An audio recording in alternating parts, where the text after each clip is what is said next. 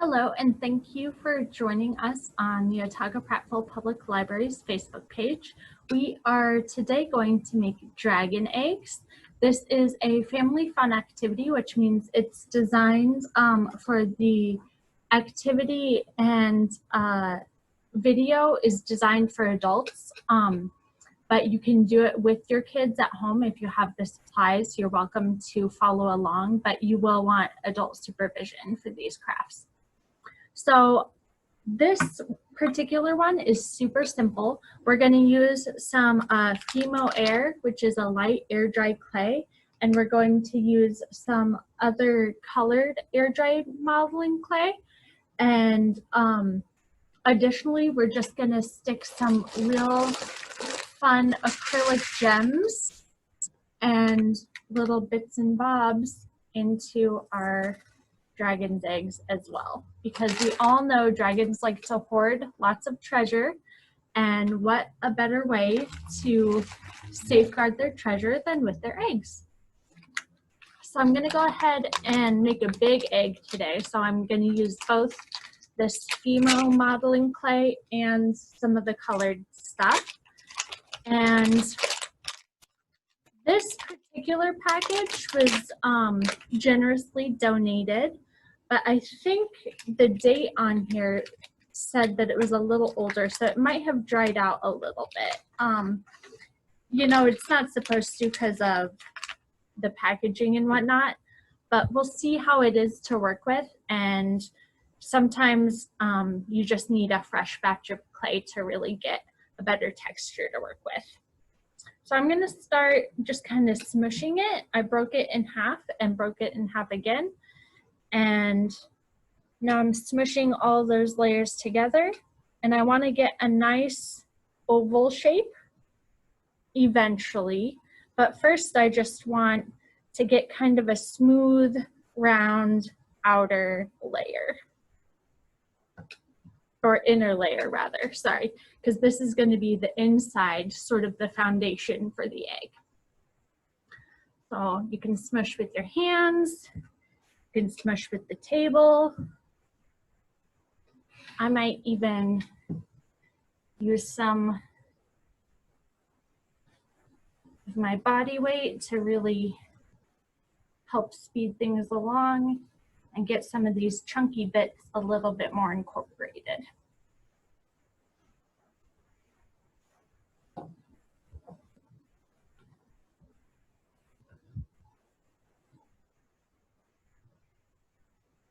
Okay, so it's starting to get a little bit more pliable, so I'm going to start shaping it.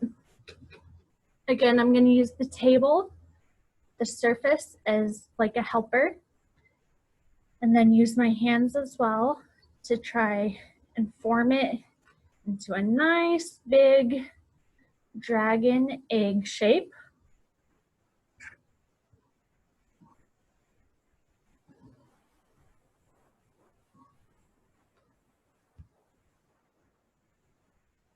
So if you rotate it just a little bit, after each time you kind of smooth down the edge, you'll get more of a round shape. And then, ooh, it helps if you're not wearing a lot of jewelry too. And then you can do some rolling from that point. So let's see if I can roll without my bracelet getting stuck in it.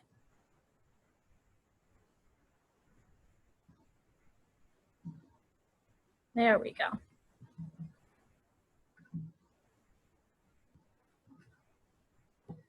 And you'll want to use a wet wipe or a paper towel and some cleaner to wash off your surfaces before and after you do this project.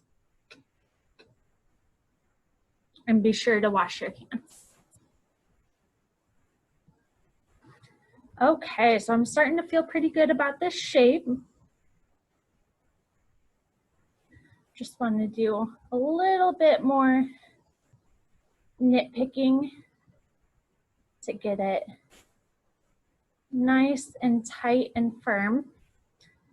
And that way it'll be even easier to add in all our other elements later on.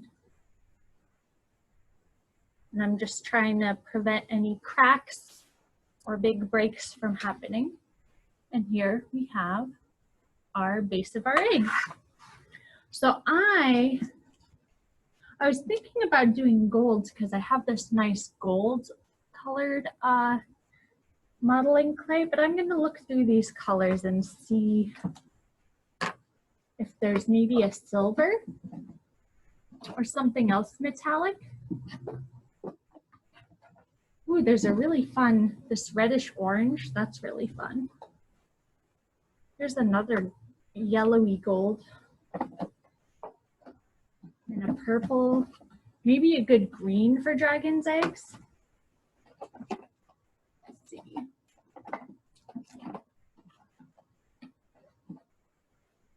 Aha, I found the silver.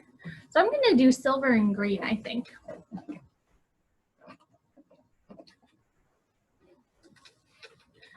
I'm gonna start with the silver and just pop the lid off and take a little bit at a time. And as you can see, this one's already much gooier because it's fresh and new. And I'm just gonna smush it on there. I'm not too worried about what shape it goes on in or anything like that because I wanted to have kind of a swirly pattern with the green and the gray and the white. So we're just gonna roll with it. Some more of this. And you can kind of wrap it around. Pretend like you're playing with silly putty. This is a part your kids can do with you. They can also, if they're having difficulties with the molding, they can get started with it. And then as you're refining the shape for them, they can start picking out which gems or you can use sequins, you can use buttons or beads, any type of embellishment that you'd like to incorporate on your dragon's egg, you can have your children pick those out for you. And that way, they're a little more involved with the process and you guys have created something fantastical together. Okay, so here's some gray, some white. I think I'm gonna go ahead and actually try to cover all the white with the gray. So I'm gonna smush this out into like a layer that I can hopefully roll on it.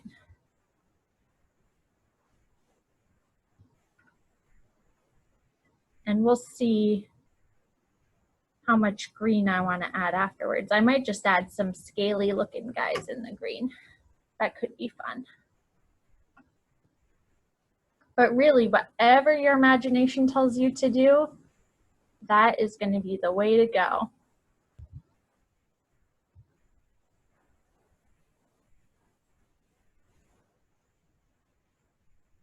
And I'm just squishing and smushing. This is a very fun sensory activity too. So like I said, if you've got kiddos who are a little bit more patient, you can have them take the time to mold the egg all by themselves. The reason I recommend adult supervision with this craft is because there's lots and lots of small bits and pieces that I'm using for the embellishments, and I wouldn't want anyone to choke on anything. So be sure that you're using age-appropriate materials and you'll be just fine. Ah, beautiful. Look at this beautiful silver egg. So I'm gonna put a little container for that back, and I'm gonna do some green scales. And to make the scales, I'm gonna tear out a little bit of green and roll it into a ball. Actually, I think this ball that I have here, this little bitty ball, is actually a little bit too big. So I'm gonna tear it in half. So I've got two little green balls, and I'm gonna make a bunch more like that. And then I'm basically just gonna smush them down with my thumb to make it look like a little scale. And we'll stick those all over.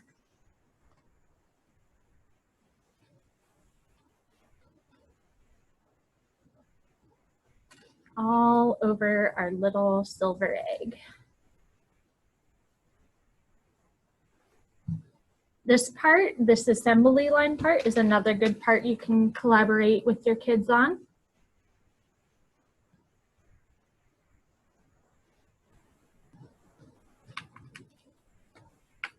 It's also a good way to get those gross motor skills going, to teach them how to apply even pressure to get a more evenly rounded ball.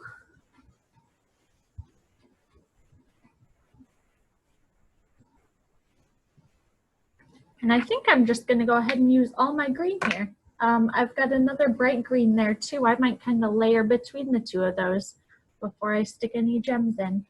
I think I'll do that. That sounds super cute.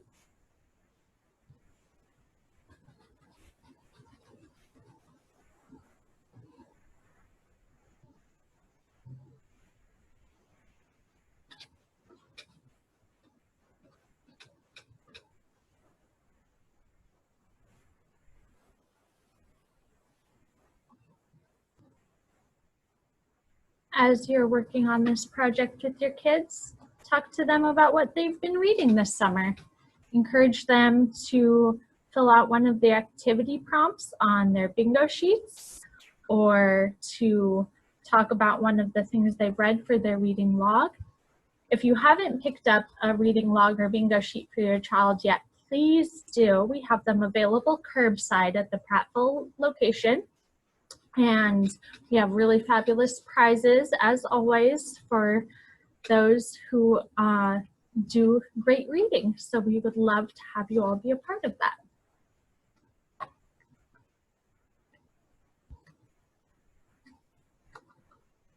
Okay, let's get this other green out. It's such a satisfying sound. Opening a fresh little pot of clay. And I like air dry clay too, especially when you're working on projects with kids, because you don't have to worry about preheating an oven or watching it closely, making sure you've got just the right temperature and whatever. You just have to be very patient when you're letting it set to ensure that you don't squish your beloved masterpiece.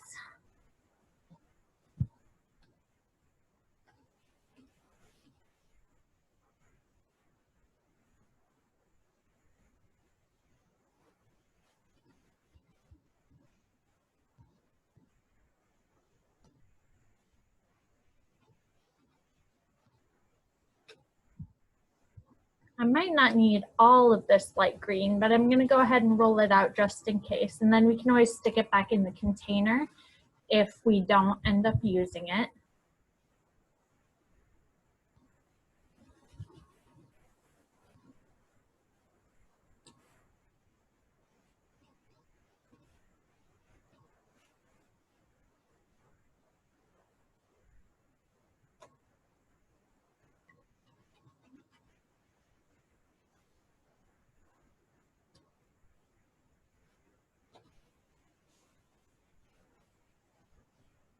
And now we can start smushing our balls into scales with our thumb, just like that, from the back, and then kind of roll your thumb forward.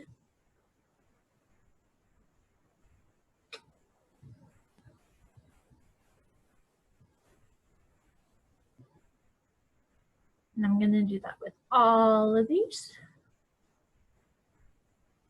They don't have to be perfectly uniform, just so long as you're having fun.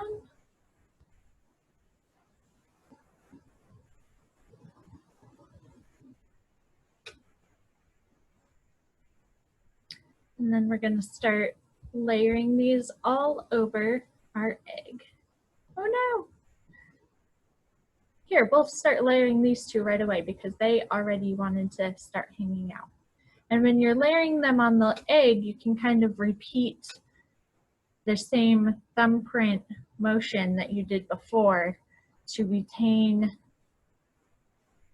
that scaly texture, that scaly shape.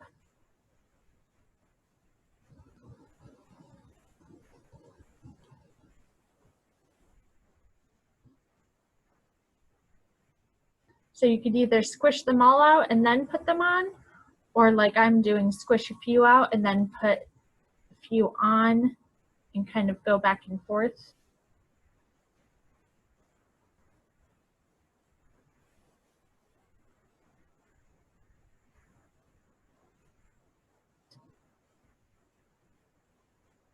And here we have one layer done. I'm going to set it on its side so we don't squish our scales. I'm going to make a few more of these light green scales.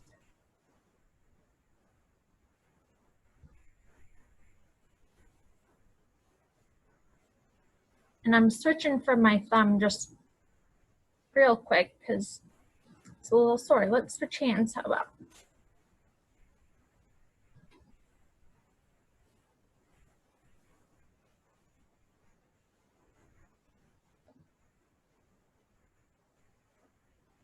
Awesome.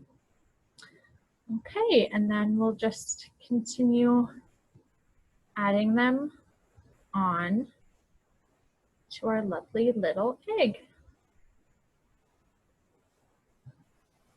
And I'm doing this a little bit more gently so that I don't disturb the other layers that I've already got installed already, if you will.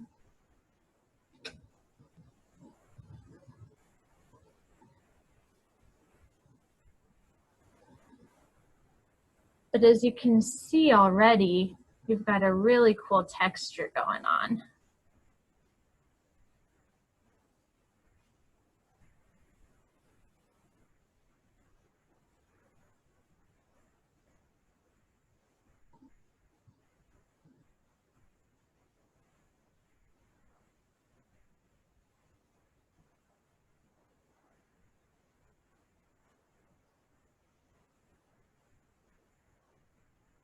There's one side done, and let's use what it looks like.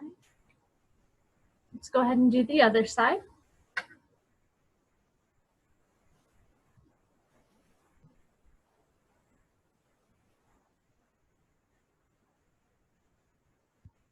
And I'm just holding it gently and rotating it in my hands as I go so that I'm not putting too much pressure on where the scales already are, so we can keep some of that cool texture we've got. So I'm pressing very gently.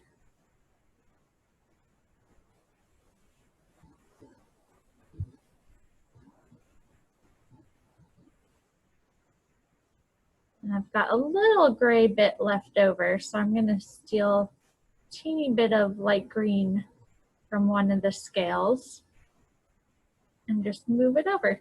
And that's the cool thing about this nice flexible clay, is it'll let you do that.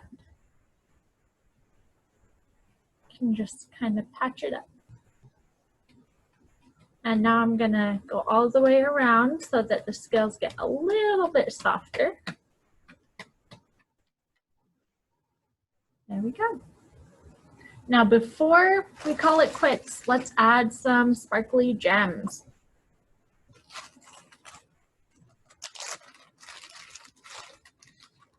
I'm gonna add these little gold ones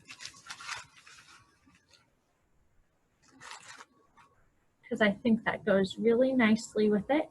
And I'm just gonna poke them down into the center area between and in the middle of the scales. And it'll give it a really glitzy, treasury look.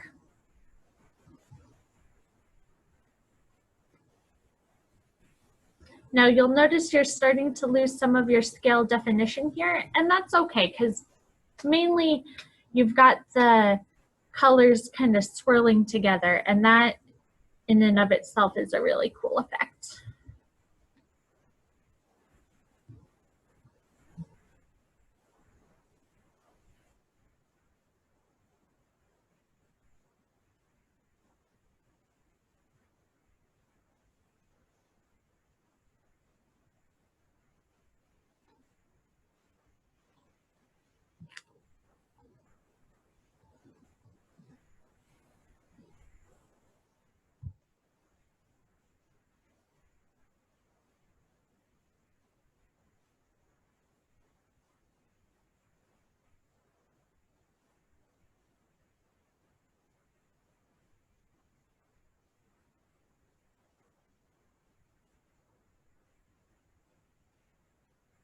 If you're using small gems like these and you notice that they pop out easily and they don't want to stay put, that just means that your clay's gotten a little bit dry.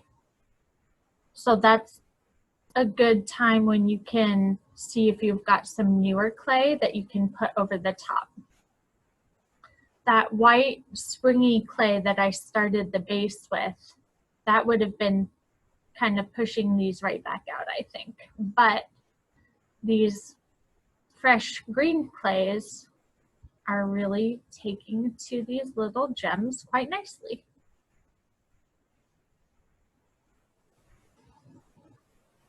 And then before I decide if I've got enough gems, I'm gonna kind of smush it out a little bit more just so I can see all the different angles. I see a couple spots that could use a little bit more glitz and glamour.